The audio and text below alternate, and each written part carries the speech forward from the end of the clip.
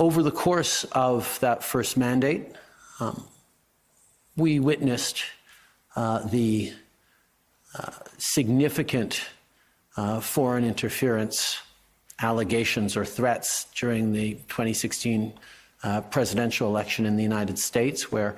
Russia, certainly through misinformation and disinformation online, attempted to interfere. But also, more interestingly, as a key example, in 2017, during the French presidential election, there was actually a moment in which officials within the French governmental apparatus actually had to come out and tell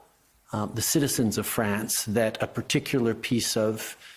information or news that was about to break was in fact Russian disinformation and should not be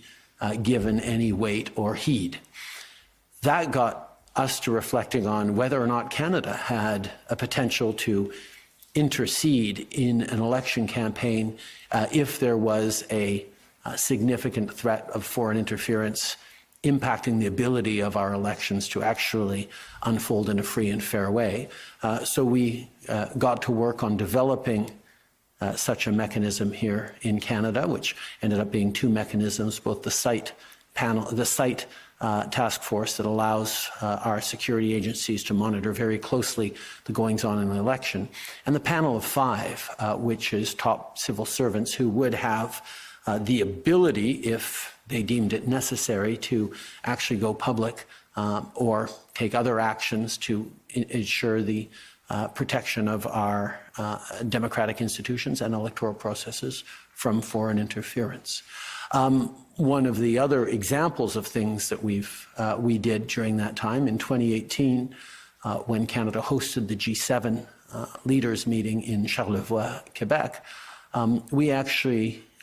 brought forward and created the G7 Rapid Response Mechanism, which was designed to monitor and respond to threats of misinformation and disinformation in our democracies, a tool that has been successfully used over the past years since in a number of different occasions, and indeed was more recently actually strengthened to weigh in a little more on the democracies in Eastern Europe, where we're seeing significant interference by Russians given the conflict in Ukraine.